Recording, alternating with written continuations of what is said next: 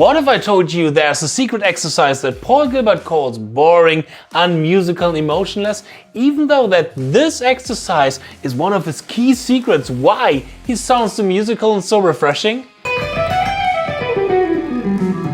That's a really nice set of notes.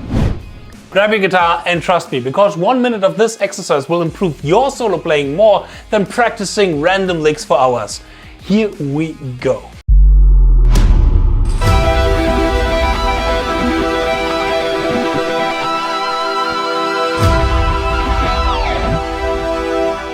Hey Guitar Champion, what's going on? I'm 𝙤𝙤𝙢𝙚, your Professor Shred, back from my practice dojo. Welcome to today's video. In the No Cover Charge podcast, Paul was talking about one of his old classes at the GIT back in the 80s called Super Chops. And in that class they had to practice a specific method that Paul is nowadays calling boring and unmusical. But I think they missed the point of this method and overlooked how important it actually is for Paul's playing. I have known this method for years. I taught it to so many students and always it leads to some amazing and interesting musical results. First, let me show and demonstrate you this specific method, and then I'm going to tell you how you can use it to bring your shredding, your improvisation and your soloing to the next level. So first you need a timer, like on your phone, and set it to 1 minute. Up next you need a backing track. You can use this method for any backing track, but don't worry, I got you covered because I will provide you in this video with this super cool backing track, 80s backing track in G minor that you will hear in a second. And then I want you to improvise for a whole minute, but with one big restriction. You are only allowed to play one subdivision in the complete minute. No pauses, no breaks, no tempo changes, only that one subdivision. For example, you can start with quarter notes and play the first minute only quarter notes. Again, no breaks, no pauses, no switching to 8 notes or to half notes, just quarter notes. And then when you have finished that minute, you can rewind the tape, start over with the backing track and do it in 8 notes, in 8-note triplets, in 60 notes, and maybe even 16-note triplets if you dare. But for the beginning, I would recommend to go to 8-note triplets or maybe 16 notes. Now, I want you to do it for 1 or 2 rounds.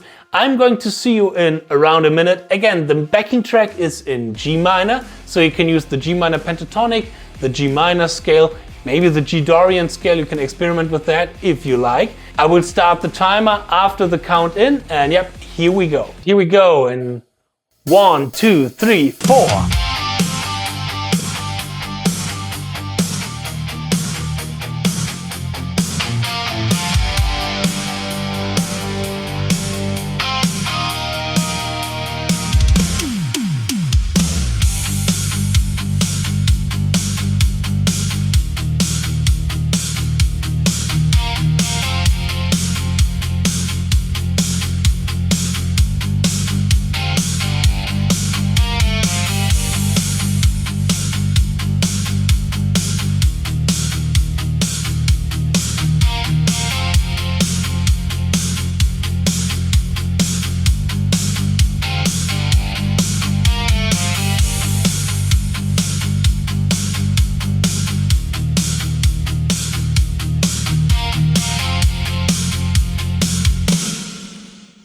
Alright, now rewind it and try it with the next subdivision. Whew, okay, how was that for you? How do you feel now after trying this? Did your picking hand stay relaxed? Did your synchronization stay clean?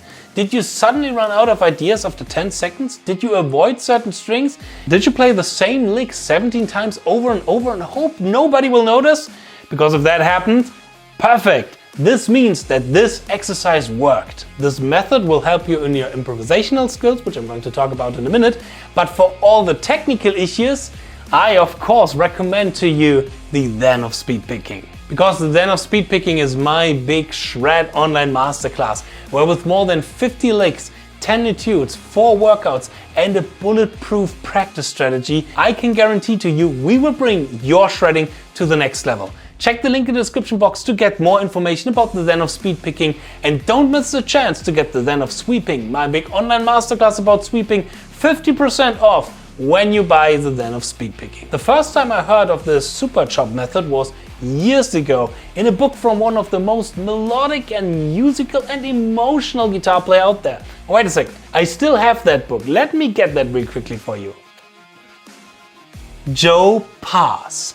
And that completely changed how I looked on this exercise, because Joe Pass is not some emotionless shred robot, he's one of the most sensitive improvisers out there. So when an idea like this appears both in the jazz world and in the 80s GIT shred world, I don't think the idea itself is a problem. The problem is how people use it. This method does one important thing. It holds the mirror of truth in front of your face. And that mirror is the best teacher that we can have. Because when you have to improvise non-stop without having time to think and to plan what you're going to do next, you have to rely completely on your intuitive musicality. And it shows perfectly where we don't have control over what we are doing, even though we think we do. Come on, 20 more seconds. You can do this. Was I constantly playing in one position? Now I know I should work on this. Do I struggle to connect with the subdivision? Sometimes play faster, sometimes slower? Now I know I have to work on this. Do I always play the same boring licks? Now you know you have to get the ZEN of Speedpicking with the 50 licks that you can use as a blueprint for your shredding, and of course, you have to work on this. Much more becomes clear when doing this method, especially when recording your sessions with your phone. And yes, of course, rhythmically this absolutely sounds boring and monotone, but that's the whole key about this limitation. Because the challenge is, can you still make the content interesting? Can you create a melody? Can you play in sequences? Can you create tension? Are you able to connect ideas and to play over the whole fretboard? Because even if the rhythm is monotone, the content can still be meaningful. And as Jared James Nichols made fun of this, and I think as a conversation, if you were to hear that, I'd be like, hey, how's your day going? It's going really good. How's your day going? I went to the store and then I did this and I did this and I did this. When you are able in a conversation to be monotone, but to still say something like, neoliberalism fails from a post-Keynesian perspective because markets are not naturally self-stabilizing systems. Without active government regulation, public investment, and control over aggregated demand, private markets tend to create inequality, instability, and recurring crisis. Your sentence still has an extremely interesting meaning. Getting rid of the monotone is actually easier. You just have to apply in the end a little bit of rhythm to it.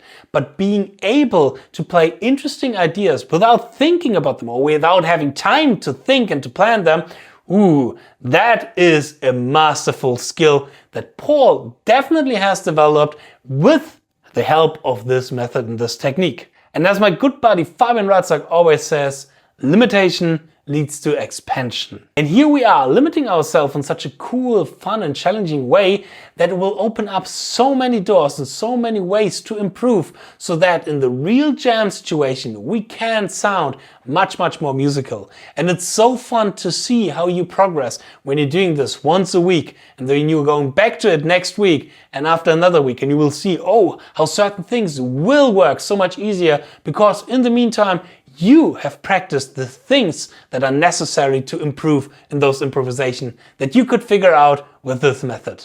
And so much for today's little video. I hope you liked this little video. I hope I'm going to see you in my next video. As always, I wish you a lot of fun learning, practicing and mastering the guitar. This method will definitely help you. Feel free to leave a subscribe, a like or a nice comment. I'm going to see you soon. Cheers and power your progress. Bye.